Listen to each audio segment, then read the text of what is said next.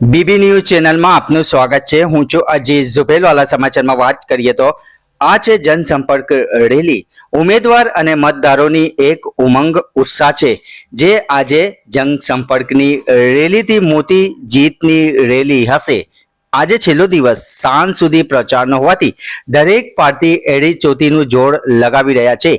વાત કરીએ વડોદરા શહેરના શાસ્ત્રીબાગ પાસેથી વોર્ડ નંબર 14 કોંગ્રેસના ઉમેદવાર જાવેદ ધુપેલવાલા, તીર્થ બ્રહ્મભટ્ટ, દીપા શ્રીવાસ્તવ અને હેમાંગીની કોલેકર પેનલ સાથે નિર્ધારિત રૂટે નીકળ્યા હતા, જેમાં મોટી સંખ્યામાં લોકો જોડાયા હતા। અંતિમ તબક્કે કોંગ્રેસના ઉમેદવારોએ મીડિયાને સંબોધતા જણાવ્યું હતું કે अरे बहुत अजीज धुपेलवाला।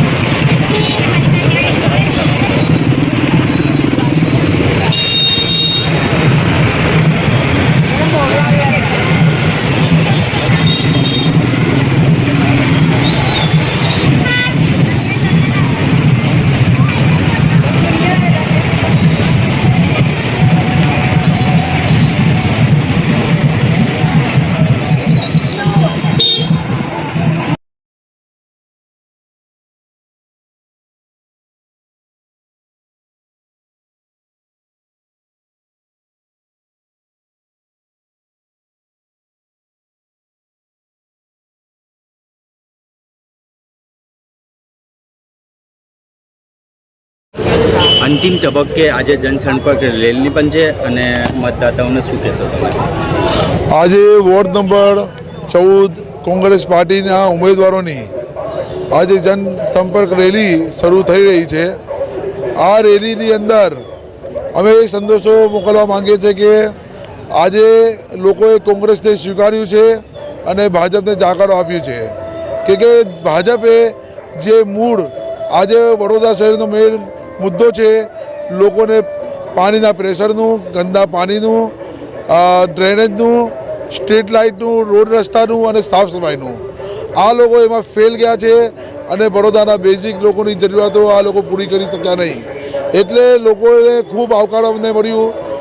આજે અમારું સમજો લોકસંપર્ક યાત્રા આજે પૂરી થશે એના હમણાં સુધી એટલો લોકોનો આવકાર મળ્યો છે અને લોકોએ વચન આપ્યું છે કે કોંગ્રેસની પેનલને અમે ભરપૂર મતદાન કરી વિજય બનાવીશું।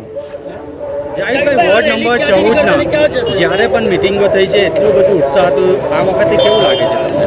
જો આજે તમે જોયું જેટલી પણ અમારી જે જાહેર સભા હતી, ગ્રુપ મિટિંગો હતી, એટલી પબ્લિક આવતી હતી અને લોકોને એક ઉત્સાહ છે આજે કે ભાઈ કોંગ્રેસને કોઈ પણ હિસાબે જીતાડવાનું છે કે ભાજપથી લોકો કંટાળી ગયા છે અને લોકો એના હિસાબે લોકો અમારી જે મિટિંગો અને જાહેર સભામાં આવતા હતા।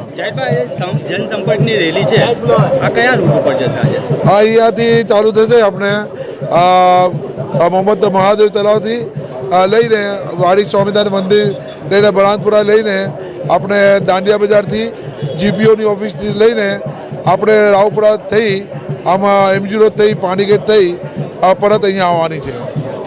જનસંપર્ક રેલી છે અને અંતિમ તબક્કે શું કહેશો આજે? આજે ભવ્ય રેલીની શરૂઆત કરી છે ઉપરવાળાના નામને લઈને। હું માતાઓ, બહેનો અને વડીલોને નમ્ર વિનંતી કરીશ કે આવનારી 26 તારીખ રવિવારના દિવસે આપ સૌ ભારી જંગી મતથી મતદાન કરજો। તમારા અમૂલ્ય મતની આ દીપા શ્રીવાસ્તવ રાહ જોઈ રહી છે અને આવનારા 5 વર્ષો શાંતિ અને સંસ્કૃતિ જે વડોદરાની છે એ જળવાય અને ભ્રષ્ટાચારીઓનો નાશ થાય। જય હિન્દ, જય ભારત। આ રેલી ક્યાંથી ક્યાં બાજુ જવાની છે? રેલી વોર્ડ નંબર 14માં જ ફરવાની છે। ધેરે શેરે જગ્યાએ જગ્યાએ 5 પોળની આગળ શિવાજી ચોકને લઈને અમે અમારી સંકલ્પ રેલી પૂર્ણ કરીશું। હા તીર્થભાઈ, આજે રેલી છે, શું કહેશો? આજ રોજ વોર્ડ નંબર 14માં વિજય સંકલ્પ રેલી એનો વિજયનો સંકલ્પ લઈને અમારા સૌ કાર્યકર્તાઓ સાથે પરિવાર સાથે રેલી સ્વરૂપે જઈ રહ્યા છે. એમાં જનતાનો આશીર્વાદ મેળવી રહ્યા છે. અમારી જે રેલી છે સમગ્ર વોર્ડ નંબર 14ને આવરી લે છે. સમગ્ર કોઈ પણ એનાથી મતદાર બાકી નહીં રહે. અમે સૌ મતદારોનો આશીર્વાદ લેવા માગીએ છીએ. એમને કહેવા માગીએ છીએ કે અમને આશીર્વાદ આપો. અમે આવનાર 5 વર્ષ માટે તમને જે વોર્ડ નંબર 14ના લીધે ભ્રષ્ટાચાર બનાવ્યો છે, જે ખાડોદરા બનાવી છે, જે મચ્છર નગરી બનાવી છે, એને તમે એવી નગરી સયાજી નગરી પાછી આપીશું અને પાછી આપણે સયાજી નગરીમાં વસવાટ કરીશું અને લોકોને ખુશાલી આવશે. સાચા અર્થમાં રામ રાજ્ય પાછું આવશે. તીર્થભાઈ, આ 14 નંબરના કોંગ્રેસના મતદારો દ્વારા તમને સાથ સહકાર તો ખૂબ સારો મળ્યો છે, તો શું કહેશો એમના વિશે? એ જનતાનો પ્રેમ છે કે જનતા ક્યાંક ને ક્યાંક સમજી ગઈ છે કે કોંગ્રેસ એક સાચો વિકલ્પ છે. કારણ કે ભાજપે છેલ્લા જે 30 વર્ષથી ઉલટા ચશ્મા બતાવ્યા છે, એટલે જનતા સમજી ગઈ છે કે આ ઉલટા ચશ્માને સીધા ચશ્મા પરનો વારો છે. કારણ સીધા ચશ્માથી સામેનું સાફ દેખાય છે. એટલે જનતાને પણ સાફ સાફ દેખવા લાગ્યું છે કે કોંગ્રેસની જીત છે અને કોંગ્રેસ એ લોકો માટે આવનાર દિવસોમાં સારું કાર્ય કરશે. ઘંટી છે તેમને ક્લિક કરો જેથી અપડેટ ન્યૂઝ તમારા સુધી પહોંચી શકે.